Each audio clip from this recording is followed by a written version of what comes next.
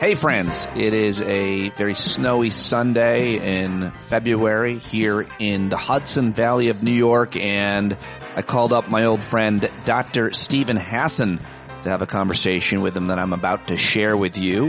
I hope that you are hanging in there and having a good weekend, or whenever you are listening to this, I hope that you are finding some joy amidst all the chaos that seems to be surrounding us in this bizarre timeline that we are living through, which is why I'm happy to have Dr. Stephen Hassan on today, because I learned a lot in this discussion and from reading his work and talking to him in the past, and I thought it would be helpful and interesting and enlightening, and maybe, just maybe, you could use his work and support his work if you'd like, to try to help people in your life get out of the cult of Trump, which is really what he says it is. Check out freedomofmind.com. Support Stephen. Go subscribe to him on YouTube as well as Substack. He's got a Substack channel now, and soon I will as well. I'll be announcing and promoting that more. It's there now if you want to sign up for it. There's about 1,000 subscribers, but definitely go check Stand Up with Pete on Substack, or look me up over there. And you can also follow Stephen at Instagram and Blue Sky and more. Get his books, listen to our conversation. Dr. Stephen Hassan is back right now. Dr. Stephen Hassan is back, and it's been way too long, but you have been very, very busy, and I'm very happy to have you back here on Stand Up. Thank you for joining me, sir. Pete, I'm a fan of yours, as you know, and I love the stand-up, and be counted motif of your work. We've done something really wonderful here that I think you'll love to learn about if you didn't already know. But we've built a really nice community around the show, and I host these hangouts twice a week now. Since Trump got reelected, it was twice a week. Before that, for the last 3 years, it was, since the pandemic, once a week. And it's created community, and I didn't set out to do that, and it's just a beautiful kind of organic thing, and I'm good at hosting these hangouts, and we have a great group of people, but I just want to get your thoughts on the importance of that in these times. So just to be clear, it's in real life or it's a hangout online? It's always online, but we have met in real life once, and we're doing a gathering again at the end of March.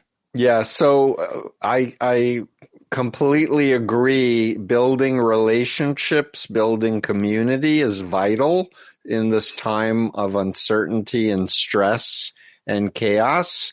And I am a big fan of doing what we can to meet people in real life, because we're humans, and this whole digital environment that's been created the last few decades, human mind has not evolved yet to cope with that, and with the lack of data privacy regulation and regulation of the big companies, we're getting our brains hacked by the millions with AI and bad actors.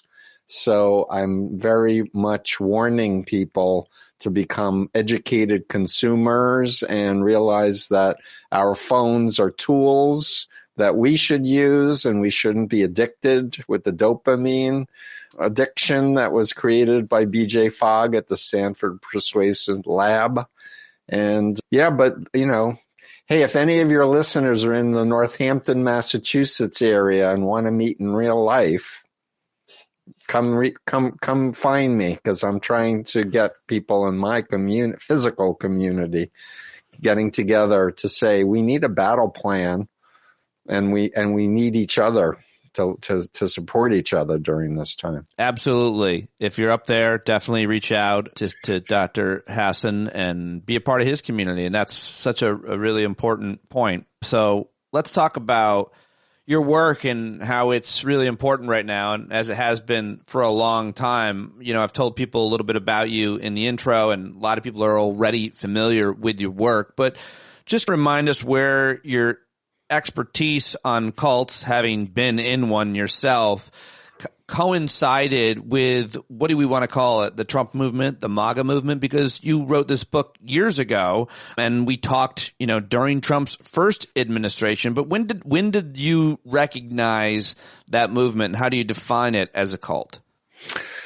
Thanks. So my backstory is, first of all, I grew up in Flushing, Queens, 1.3 miles from Donald Trump's childhood home. And I was recruited into a front group of the Moonies cult at Queens College in 1974, the same month Patty Hearst was abducted by the Symbionese Liberation Army. I got radicalized. I became a right-wing fascist, dropped out of college, recruited people, indoctrinated them, and was in the room with Sun Myung Moon, who claimed to be the Messiah, when he talked about how democracy was satanic. We had to infiltrate the government and take it over and make a theocracy. And when he even said that we'll amend the Constitution and make it a capital offense for people who violate our rules. And I was like, yes, Father. And seriously, I'm making a joke of it, but it's not funny. And it was a near fatal van crash due to sleep exhaustion, 2 weeks in the hospital away from the cult, visiting my sister, a surprise deprogramming intervention, my father crying and asking me to listen to the ex-members and me wanting to prove I wasn't in a cult, and learning about Chinese communist brainwashing, and the light bulb started turning on because the parallels were so obvious. And when I woke up May 11th, 1976, I went like, what happened to my mind? I got hacked.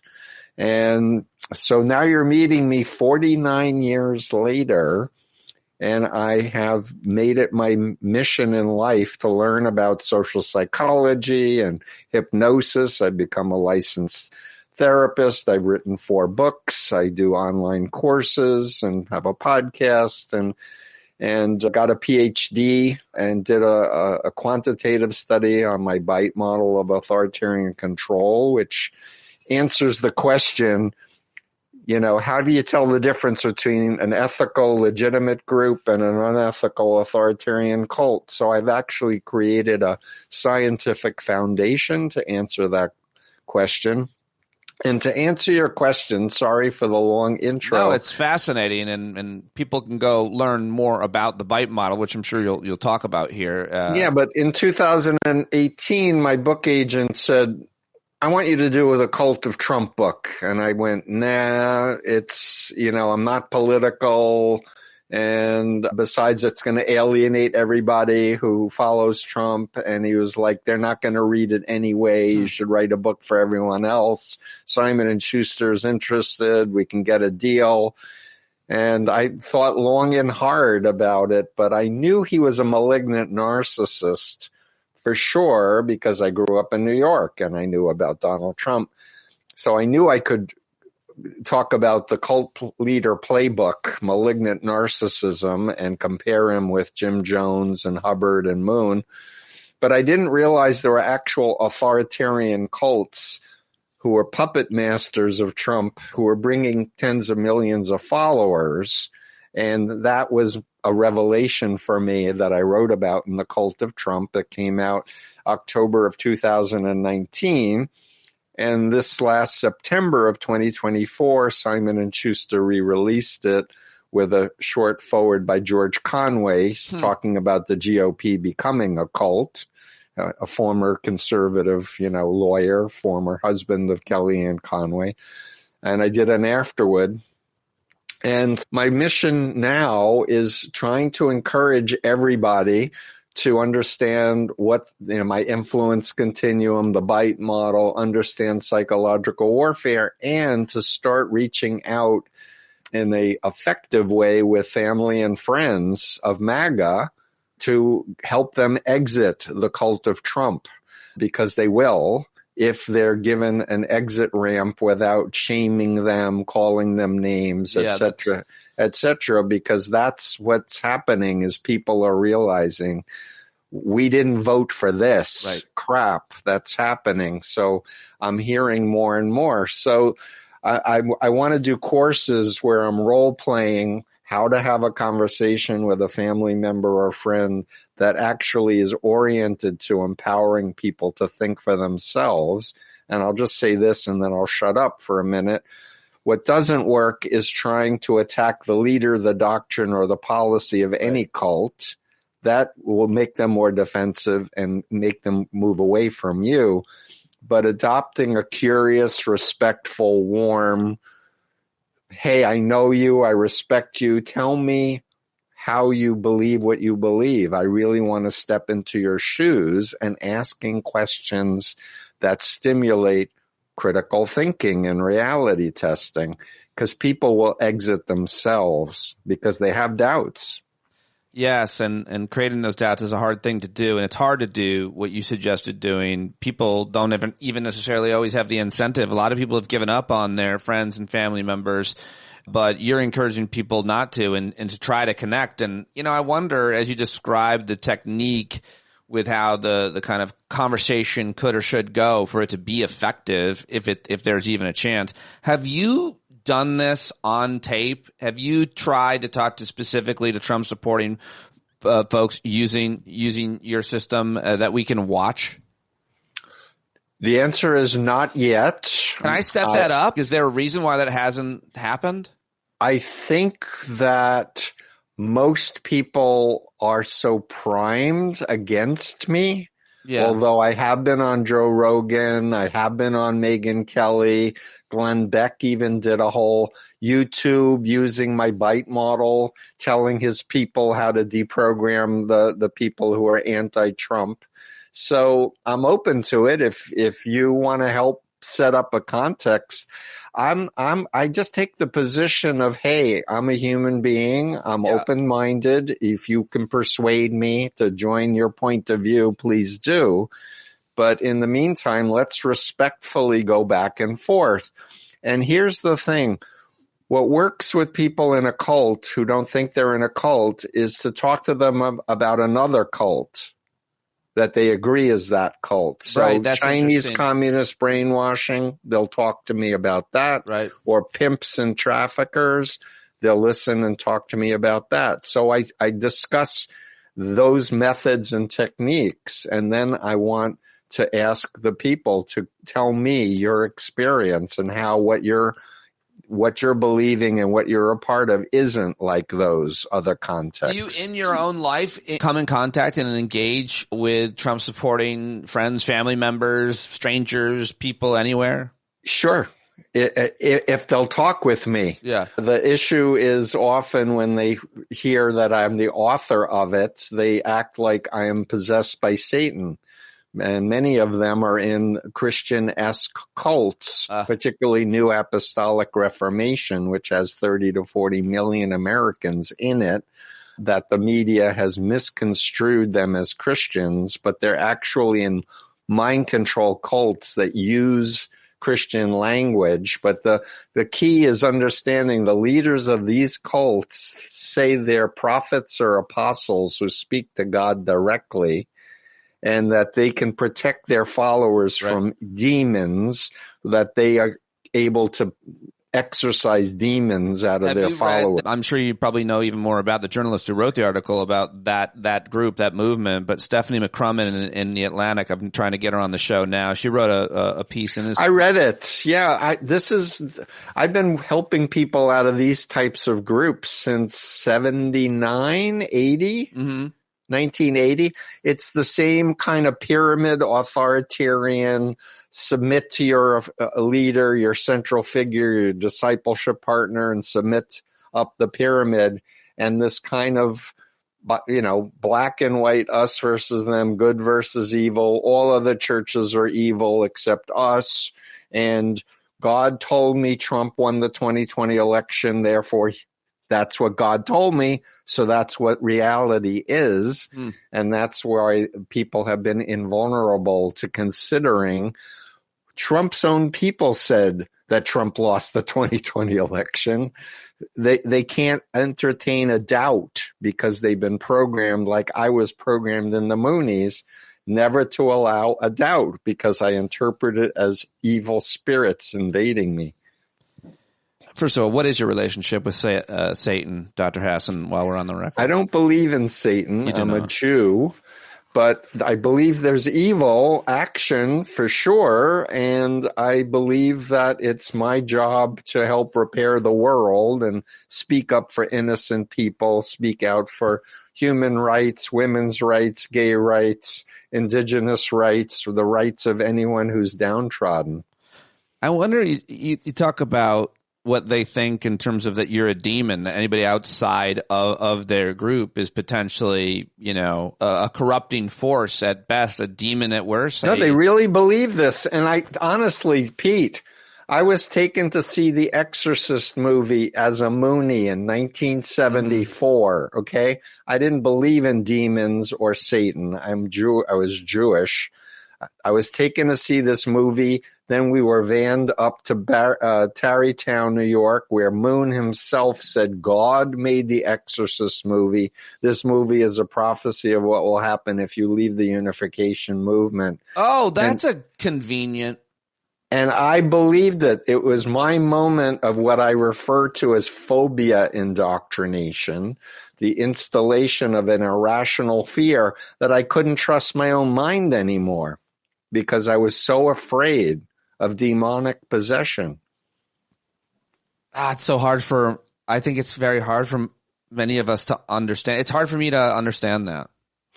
So let me use a parallel because it's something that I've been spending a lot of time with. I thought later. weird things, just to be clear, I thought weird things like that ish growing up because of the Catholic Church, and heaven and hell, and a little bit, but I didn't think there were like demons out there, human beings. I never got any of that. That never came to my table, to my classroom, crossed my mind. Never heard it. Right. Probably never heard the word. That's why it's hard for you to imagine someone like me who didn't believe it at all, then believing it so strongly that I was willing to jump in front of a bullet to protect Moon from Satan, or fasting for Nixon, who I hated, and then fasting because Moon said God wants him to be president despite Watergate. Yeah, that's hard. That's hard to believe. But, and I'm telling you, if it didn't happen to me, I wouldn't believe it either. But what I want to say to your listeners is, how many I'll ask the question to you and people can answer it themselves. Have you ever seen a stage hypnotist show? I have in college. I saw a couple. Okay. And I knew a lot of them as a comedian. Okay. But the thing is some people think it's all staged, and it's typically not staged, except that the stage hypnotist tests out people in his audience for who's going to be most responsive to the hypnotic suggestions, brings them up on stage, the most compliant, hypnotizable people, and he'll tell them things like you're fully naked, and they're fully clothed, but you're fully naked on stage, and they act like they're naked. Or they're told they need to pee, but their feet are glued to the stage and everyone's laughing and the person's like in pain because they have to pee. That's a real experience. When you're hypnotized, you're not thinking for yourself. Right. The instructions of the hypnotist kind of take over your command center. And the thing about mind control cults is what they're doing is they're creating a cult trance identity. So it maintains over time this, and then there's a whole ideology that's attached to it. That's what's different than a stage hypnotic demonstration versus somebody who's been brainwashed. I remember, I feel like I went up to one of the kids who ended up getting, being the last one up there and making a fool of himself after. And I was like, hey man, you're just acting, right? He's, no man, I think he hypnotized me. I don't even remember what happened.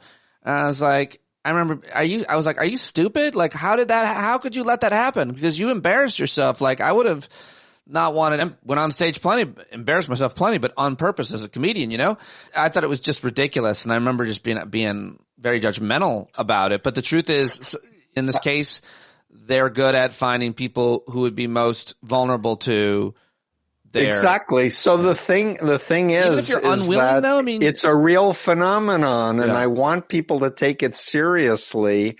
that people can be given these crazy beliefs and they act as if it's true. Let's get to Trump then. What makes, how am I not in a cult of progressive thinking with all of my beliefs versus the person I'm currently arguing with on Facebook about the trade deal? They're saying I've got Trump derangement syndrome, which is their way of saying, I have a mental issue. And I'm saying they're in a cult, which I believe. But what's the difference between me and that guy? Great question. So at the risk of holding up one of my graphics, which is on my website, freedomofmind.com, for free. You can download it. Think about influence on a continuum of ethical influence to unethical influence. This is authoritarian brainwashing cults. These are healthy cults or groups or organizations. So what's the difference? You have informed consent, respect for your conscience. You can read whatever you want to read, talk to whoever you want to talk to, leave without fear or harassment. And here it's about obedience, dependency, fear, dogma, malignant narcissistic leaders. So when people say I'm in the cult of Soros or I'm brainwashed by the libtards, I'm like, fascinating. Tell me more. And they don't know. They just have the talking point that I have Trump derangement syndrome or I'm in the cult of Soros. So when I say, tell me more, tell me what makes you say that, because let's talk about it. Because if I'm in a cult, I don't want to be. So let's discuss it. What are your criteria? And they don't have any. And then I tell them about the Moonies and I tell them about Chinese communist brainwashing and Lifton's 8 criteria. And they listen to that. But the issue often is they are on their frickin' phone 8 to 12 hours a day getting controlled. And so when I did a TEDx talk. But aren't I too? I can't answer for you except to ask you, are you afraid to hear another point of view? Are you afraid to hear a critique of the Democrats or of a Democratic leader? Are you afraid that people will turn on you and shun you if you express a counter opinion or belief? And I have a free anonymous tool right now at bytemodel.com. We don't track you, whatever, but you can literally fill out a 40-question survey and it will give you a number of how authoritarian your relationship is. Some people are in controlling marriages or corporations or large group awareness trainings, or they're dependent on their therapist. You can fill it out for yourself and reality tests. And that's what I want to say to your audience is, if it's legitimate, it will stand up to scrutiny, and we need to have values. We need to have integrity, conscience. We need to have critical thinking, reality testing, and the truth will out. Those words were on the wall at the FBI. They just painted over them: integrity, conscience, diversity. Part of the cult would seem to also be, and I know you've talked about this, erasing other ways of thinking. A lot of religions do this to not ask any questions, and there's only one God, and that is a lot of what you see right now. They're banning words. For all the talk of the left being politically correct and censoring speech, it's always been something the right does, from burning books to literally banning words like, forget about all the LGBT stuff, which is so egregious, but banning scientific words like emissions and greenhouse gases and climate, like that. What about that? What about banning words, erasing history? How important that is that to creating the occult thinking? 100%. It's straight out of the Byte model. It's straight out of Orwell's 1984, which he wrote about communism, by the way. And Jim Jones used that as a guidebook for his Jonestown cult where people were killing their own children and murdering a congressman.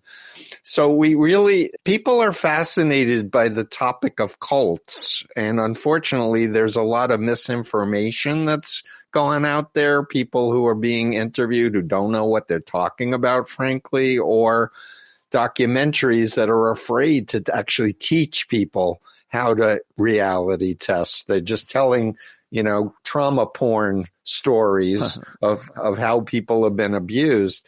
And what we need is a massive psychoeducational program where we're adults wanting to save our planet and make it okay for our kids and grandchildren. And lastly, because you talked about emissions a minute ago, Pete, I interviewed David Lipsky about his book on climate science denial, and he found out my former cult, the Moonies, Washington Times, was the center for climate science denial and disinformation for 50 years. The Moonies owned the Washington Times. Correct. And they were the center of propaganda. Well, they got just like Big Tobacco said, no, smoking doesn't cause cancer, even though they knew it did. Yeah. The fossil fuel corporations know that we're warming the planet and causing catastrophes. But they want the people to not think about it, so they're banning emissions and other things like that. I feel like anybody that has a really important idea, concept, or initiative like yourself would like to best see it implemented at scale to have a greater impact. But I think if we're being serious at this point, we're so far right now, we're just trying to make sure Medicaid stays funded. So trying to get any funding for any nonprofit, for any idea, any initiative, much less the government itself, is so hard. It feels like that the best thing that people can do with your work is do it as much as they can one-on-one and in small groups with their friends and family, which is also something you've always wanted us to do, and to take your BITE model and try to apply it there. But it would seem that that's where the most impact is still going to take place, because we're not going to see anything like this be scaled up. You're not even invited on corporate media anymore. So it's like getting right. I think you have some very thoughtful ideas, important ideas that have clearly been effective, and you can show their effectiveness, and you've had a lot of success here. But it would seem to me that's where we're at right now. Is it's still something that. But there are people who are wealthy, billionaires, who want to oppose what's happening, but they just don't know what to do. So there are people with resources, if not the government. They just need to make the effort to learn and realize we're in a mind control war right now. And we're losing because people are so ignorant about what's being done to their minds. Where is the best place to find you now? You're on YouTube. You've got a pretty big following there. You've got Substack. You've got your podcast. Obviously, everybody should buy your books. But if people want access to you, I'd love to have you come by one of our hangouts and do a little Q&A. Love to. Invite me. And I will. You're invited this Thursday night if you want. But if people are looking to support you and get in contact with you, where's the best place? You go live on you. Look at you. I remember when I was trying to help you to get set up, and now you're like the king. You were teaching me. Like, I was afraid to start a podcast. I'm in the third year of my podcast. And I thank you for your support. You've been a good friend and an encourager of my work, and I really appreciate it. When you asked me to come back on, I was like, of course. Don't be ridiculous. I'm honored. And I think there are a lot of celebrity influencers also that follow me at Cult Expert on different social media, whether it's Instagram that's good. Or Blue Sky or Twitter. I'm still on X occasionally, less on Who have you met? Have you met any of those celebrities? Other than former clients who I can't ask for help from, no, but I'm starting to hear from people who are following me. And that's good. That's fun. Maybe they'll have me on or let me interview them. I'm especially interested in influencers who have a cult story that might like to do a live with me. You mentioned earlier healthy cults. And before I let you go, what did you mean by that? What's a healthy cult? Oh, they're Red Cross, YMCA, Jewish community groups that I am involved with. There's so many healthy groups. And so the issue is really informed consent, respect for your conscience, able to ask critical questions, able to have transparency of leadership.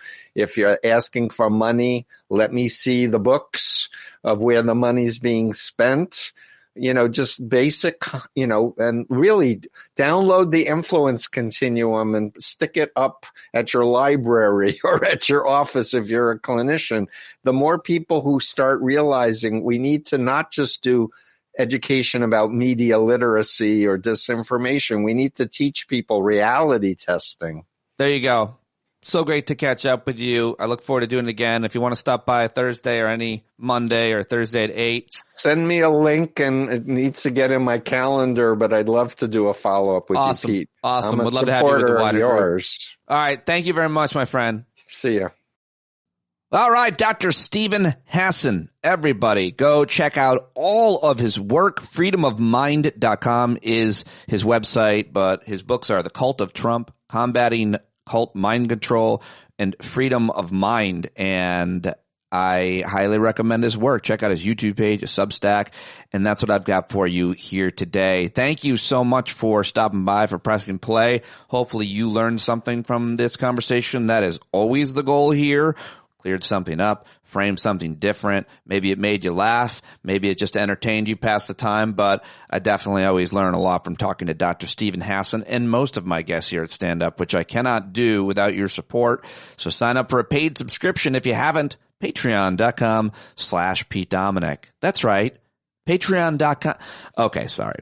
All right, johncarroll.org is the website of the great John Carroll. He's a Grammy Award-winning singer and songwriter, and you should support his work, buy his album, buy this song individually if you just need to. johncarroll.org. I'll talk to you tomorrow.